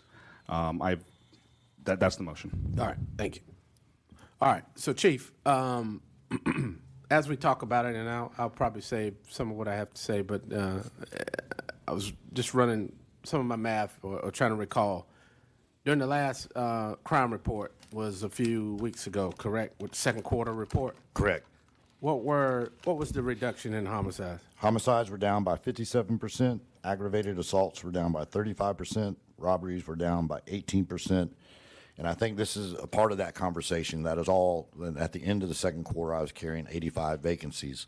The technology allows me to plan around and better schedule patrols and responses to areas with a limited number of staffing I have.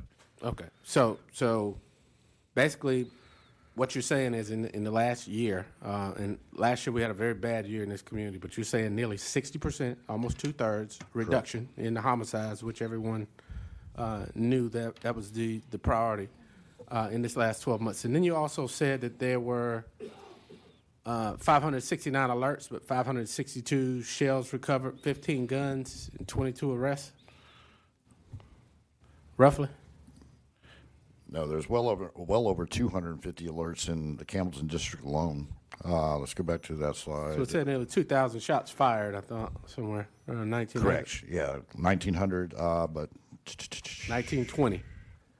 And these are not even placed throughout the entire city. There were 3 specific locations. There's correct? 3, there's a square mile in each of the patrol districts.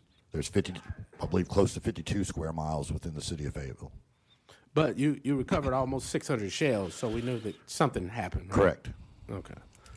All right. So Council, Mayor Pro Tem and Councilmember Thompson, and Hare, I'm sorry, and Green. I see we lit it up here. Thank you, Mayor.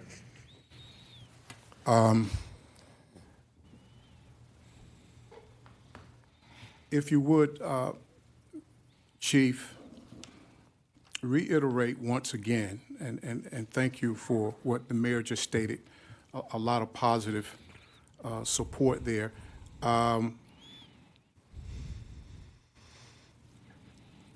The spot shotter sensors on one of the reports that you gave versus 911 calls that were not called in, but the spot shotter, the shot, yeah, the shot spotter, I say that about 10 times straight. The shot spotter sensors signaled it. Correct. Give me where that is and state that again for us, please. It's the slide that says comparison alerts with no 911 calls to alerts with conjunction with 911 calls.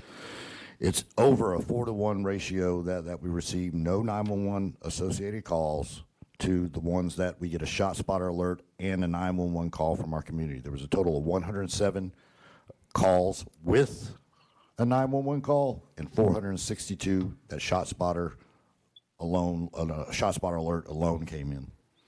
So no 911 call. Correct. But the shot spotter alert gave us the signal, and it sent our men and women in blue into those areas. Correct. And as you look at the different districts that you have here, I have 2 of them that are in District 4 that's always calling for support. We have the Murchison Road area, and then we have the Riley Road area, which were 2 of our highest numbers where the signal went out. So I do appreciate having our sensors there to keep our men and women in those areas, even when 911 calls never went out. So that's a plus for the community, isn't it, sir? Again, that data of me knowing the date, the time, and the day of week that the shots are occurring, that allows me to adjust patrol patterns to effectively deal with that, knowing that we're not getting those associated 911 calls. And before I, and thank you, and before I cease, Mayor, I just wanted to state that I have had a number of residents that I've spoken to over the year, even before we did our trial run. And now that they have heard, especially during some of our community watch meetings, and this data is a part of our 911 calls for service data, that if they were on the fence any, they have changed and saying, oh, wow, how much more helpful this has been to have another tool, okay? And none of it's perfect. As I stated earlier upstairs, if we had a police officer on every street, that's not going to be 100. But every tool in the toolbox, I feel helps our community. And so I do appreciate the data that I'm receiving tonight. Thank you, Councilmember. Mayor Pro Tem. Thank you, Mr. Mayor. So I'm going to state kind of basically what I stated upstairs is I do support ShotSpotter. I cannot support it to be just 1 year. I believe that it was brought to us for 3 years, and City Attorney, as I recall, we talked upstairs, is that it's for a 3-year contract, and that is every year is the same. Is that correct? Yes, ma'am. So in the times that we're living in, we do it for 1 year. We need renegotiate it. Price points go up. If anybody's tried to build a house or remodel a house right now, we know what costs this today costs 20% to 30% over. So the point that I need to make, and I know this is not the end all that will stop everything. It is a tool. But I will tell you, I'm on the North Carolina League of Municipalities, and I meet with a lot of mayors, a lot of mayor pro tems, and we discuss issues. Durham had ShotSpotter. They had a new council that came in. They lost it. The 2 members that were on the council voted to keep it. The 5 voted to take it out. Their crime rate has gone up 8%. Ours has gone down 7%. And as I can sit here and say to you, as a mother and as a representative of the city, when something works, we need to keep moving. So that's just where I stand. If this motion does fail, I will be bringing a motion back up for the 3 years. Thank you. All right. Councilmember Thompson. Thank you, Mr. Mayor. I want us to take us back to where we started. As we always talk about forward thinking, we always talk about strategic plans. I believe our number one goal is to keep our community safe. It bothers me to have to sit here and listen about tools that we're even considering taking away from the officers that keep us safe. Our city will not be a city if we don't have a safe city. He just got finished describing, and we all know this, how we froze 35 police officers' positions, how we have 85 shortages, how our crime is going down, how ShotSpotter has played a role in catching perpetrators who are trying to do harm to our residents, to our property, and to our city. I'll be moving forward with a motion for 3 years, Mr. Mayor, to do all we can to keep our citizens safe. Thank you, Mr. Mayor. All right. Thank you. All right. Councilmember Banks McLaughlin. Thank you, Mayor. The motion that was made by Councilmember Benavente was for 1 year, not to do away with ShotSpotter. I am in support of, just like Chief mentioned, it is working, but I think that we should look at, if we're going to do anything, looking at it year by year. So I just wanted to clear it up when you say it's taken away, where it's not being taken away, it's just 1 year versus 3 years. Thank you. All right. Councilmember Green. Thank you, Mr. Mayor. I'm going to tell y'all, quite frankly, when I was running, this was a big topic, and I watched closely. And I struggled with it then, and I'm still struggling with it a little bit now. Mine comes from a place of, I am probably by no secret the most fiscally conservative on this council. And with that, I'm having a hard time. In one hand, I hear members of council say we shouldn't commit other future councils to financial things, but yet we're sitting here discussing a 3-year look. So I'm having a little struggle with that. I don't think there's any denying that our crime rate is down. I give the chief and his staff total props for that. They've done a fabulous job at turning things around. I'm not going to say it's not because of ShotSpotter, because I don't know. I think that where my issue is I'm having a little bit of trouble tying that direct correlation to it. So I would like to ask Councilmember Benavente if he would to explain what you stated in your motion that you would like to have an evaluation done. Can you explain what that looks like? Because I'm, again, fiscally responsible. Thank you, Councilmember Green, for that question. If I wanted to be a very bad statistician, right? I'm a lawyer. I'm a humanities guy. I'm not a math and science guy. I would say something as ridiculous that if we have fewer cops because of all the vacancies that Councilmember Derek Thompson just said we had, and crime is still going down, does that mean that we need less cops? That would be as ridiculous as saying that, again, that Durham somehow their crime rate went up simply because they got rid of ShotSpotter, right? These are things that when you have people who don't really understand statistics making these very, very broad claims, you end up making bad decisions. So when we have independent evaluators who are trained in this topic, who can give us the real answers, we're not going to get numbers that are twisted in a way that say, we don't know because no one called 911 400 times. We don't know if there were shots fired or shells found or any evidence of a shooting, but we're automatically assuming that that noise was automatically a gunfire. So right now, if you go online to the ShotSpotter dashboard, it says we are 100% perfect every time. And that's simply not true. So right now, we know we have bad data. Data that even in the own dashboard says there's probable gunfire 10% of the time.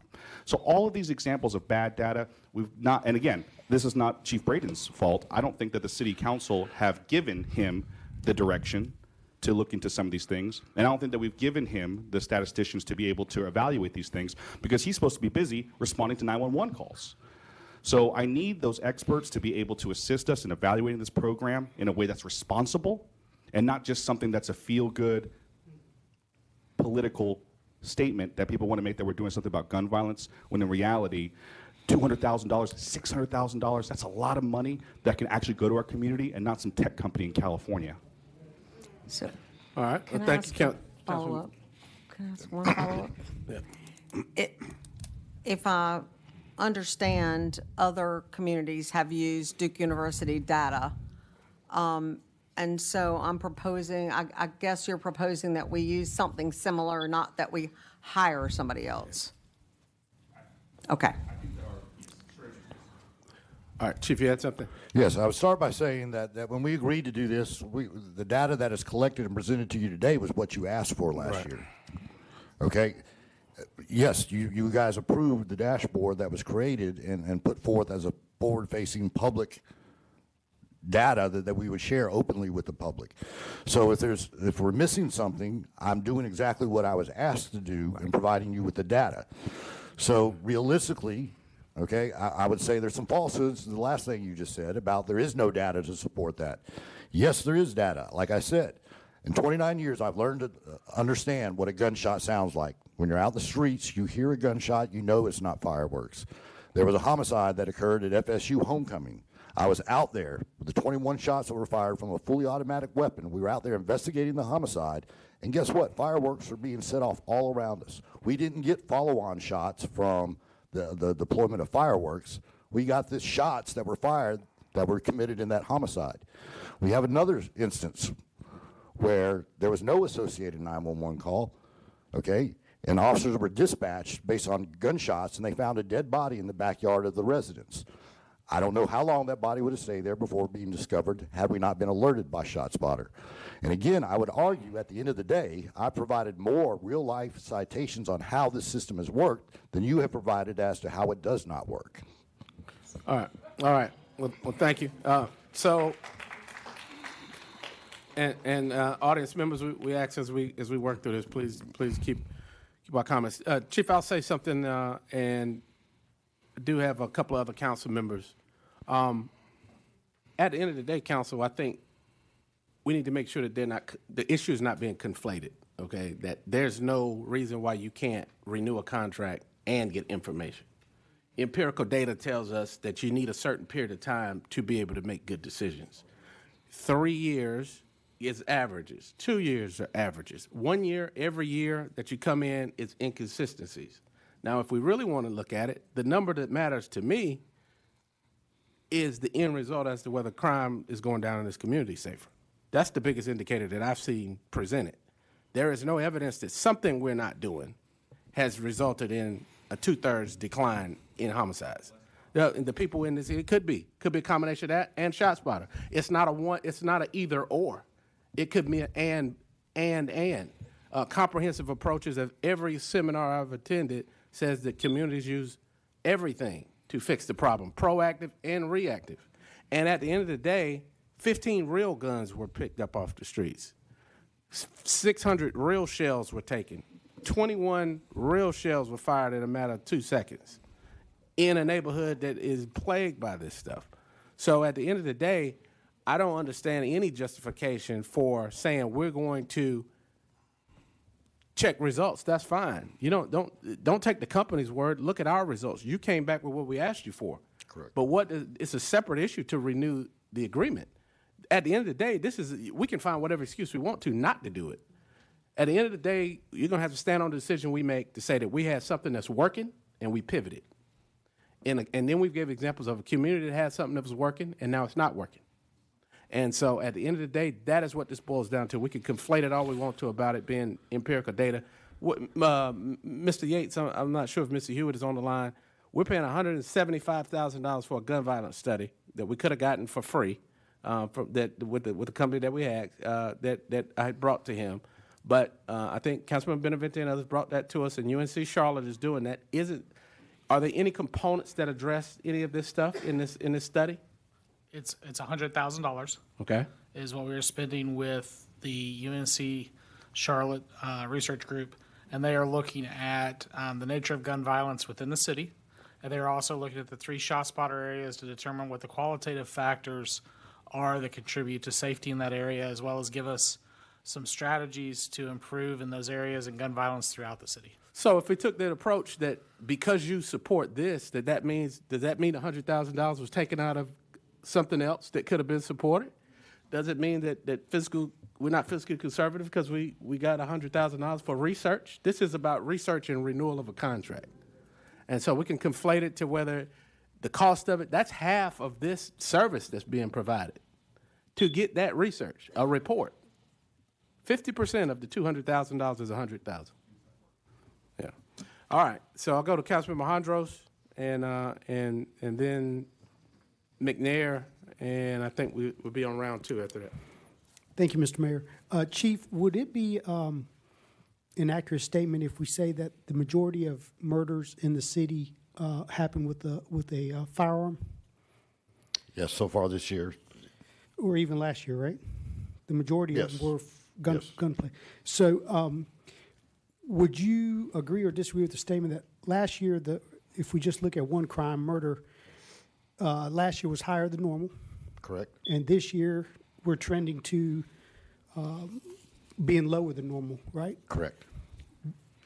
Isn't that just the way the pendulum swings? I mean, there's nothing, and we all appreciate the good work the department's doing, but there's nothing, we weren't policing badly last year to cause the murders to go high, and we're not doing anything that much different this year to make it go down. It's just the ebb and flow sometimes of how that happens. I would argue that there's 462 ShotSpotter alerts that we responded to that we wouldn't have responded to last year.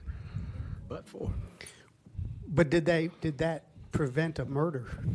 You can't prove something that didn't happen. I prevented 5 murders That's a day my just point. by simply being the chief of police. That's not something I can claim and be factual in that claim. Right, thank you. So I just want to remind my colleagues, so last year when we were here debating this technology, this tool, and we said we're going to do it for a year and look at the data. We did. We have some data. We also talked about looking at additional resources for those 3 identified areas, which Mr. Mayor, you just said we're doing the study that will help that too. So I'm not sure why we would lock ourselves into a longer agreement when we could look at this, look at the data again next year, have that study back and see where we can put other resources in those communities that can help cure the source and not the symptom. Understood. Okay. So Councilmember Alejandros, to that point, again, it is one or the other.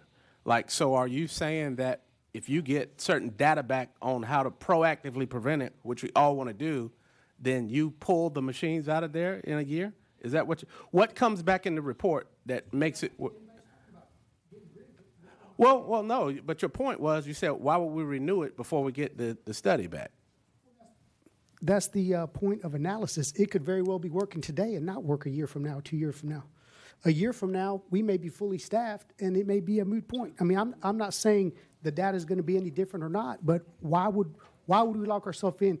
Actually, the CCAM has two quotes. There's a 3-year renewal and a 1-year renewal. So the 1-year renewal is in there. It's not like Councilman Benavente pulled it out of thin air. There is a option for a 1-year renewal, and the per year price is the same. So why would I lock myself into a 3-year lease when I could just do it for 12 months and see if I want to live there anymore? That's the whole point. All right, Councilmember McNair. Thank you, Mayor. I just wanted clarity. We only have 1 year and 3-year contract offers, right, for renewer? That's what's in the CAM, yes, ma'am. Yeah. Okay. Okay. So, the first year was a success, and so my thing is, if we did it for 1 more year, I don't think that it would cause any harm at this point. And so, with that being said, a 1-year renewal would allow us to reassess the effectiveness of the shot spotter and to address these concerns without locking ourselves into a longer term. I do remember hearing one of our colleagues saying that that they didn't feel good about locking in our next council in for a long period of time. And so some of that. Well, let me clarify that. No future council is bound by anything we do. So if this contract is based on budget appropriation, is that right, Madam Attorney? So if next year the budget is restricted and the council doesn't approve it, is that an out for the contract? Yes, sir, if the council doesn't appropriate those funds. So that is not the case, that you lock it in and that you're bound by it. Every year when the budget is passed is really a reaffirmation or not of the contract. Okay, so that was inaccurate information. Okay, thank you for that. So still, I think a 1-year contract, it gives us time to demand accountability and clarity on data usage. I mean, even though we had, a good report this time around, and I don't see where it would hurt for us just to have 1 year and have another opportunity to look at it again and come back and vote a longer term at a later date. So it is crucial that we hold these systems accountable. Now, if they can provide clear evidence why we should invest in them for 3 years, then I would be happy to invest in 3 years. But as of right now, I think because we were successful in the first year, it wouldn't hurt to actually sign a contract for 1 more year. All right. Thank you, ma'am. Yes, sir. I'm trying to see who still has lights. I have light. I have light. Well, I have. All right. So we go to Mayor Pro Tem, and then I'll go to you. So I don't want to belabor this, but, something that was said rang to me is, if you do something for a year and you like it, you'll stay with it. We've done it for a year. We've seen the results, so I don't understand why we're not doing the 3 years. It's like if you rent a place and you're there for a year and they say, well, you can rent a 3-year lease and it'll be the same amount, and it worked out for me. Why wouldn't we do that? But saying that we need to see if it worked. That's what the results, yeah. The results are showing it worked. That's all I need to say. Thank you. All right. So, Councilmember Benavente, you were speaking about something. Councilmember Thompson, did you have your light back on? Yes, I do. No, I just want to make a motion first to move to previous question, because I think we've heard from the people who are going to it doesn't matter what gets said or what gets shown, you guys are for shot spotter. So, I don't want to hear You're it. not. All right, so you calling for question? Yeah. Yes, sir. Got you. Thank you very much, Mr. Mayor. And I think some things need to be heard because a lot of people are talking about data. A lot of people are talking about professionals. I need to know who here is more qualified to tell us than a police officer who's had 29 years of service that's keeping us. I mean, he is the one that is protecting our city, not somebody in D.C. Any other disruptions? Not somebody else in Raleigh. So let's give respect to everyone that But talked. we assigned him to do a job in the city of Fayetteville. Why are we not taking his recommendation? Why are we looking outside of what our chief wants? That's where I'm confused. I'm going off the recommendation of what I think our city, our police department needs to best serve its constituents. Nothing else should matter. What does success look like? That's just my thoughts. Thank you, Mr. Mayor.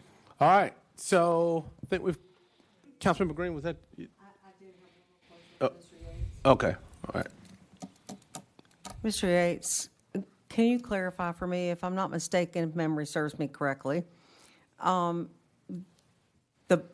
the current ShotSpotter is in the budget to be funded through ARPA funds? That is correct. The current contract, which expires, I believe, next week. Okay, so that would not include a second year or a third year? So those funds would have to come from somewhere else, I'm presuming? What's in front of you today has one additional year of ARPA funding, and then the following 2 years, if you were to approve the 3-year contract, would be part of the annual operating budget. So 2 years. Okay. Okay. Which ARPA dollars have to be spent by a certain date, right? That is correct. They have to be obligated by this fall and then spent in another year or so. 2026, okay, all right. All right, so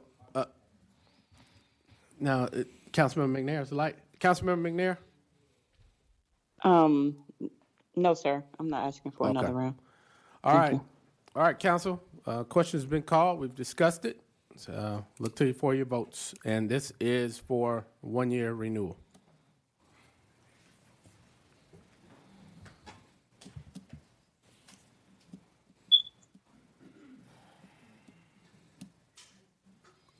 Councilman McNair?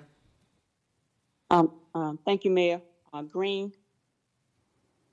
And who's missing?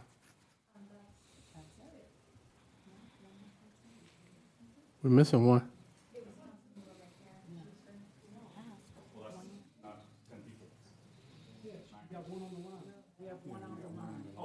Oh, yeah. Okay. All right. All right. Those voting opposed, Councilmember Hare, Colvin, Jensen, Thompson. Motion carries 1-year renewal. Council, moving to item, what's administrative reports. So, anything that you see that need to go to work session? All right, motion to adjourn? All right.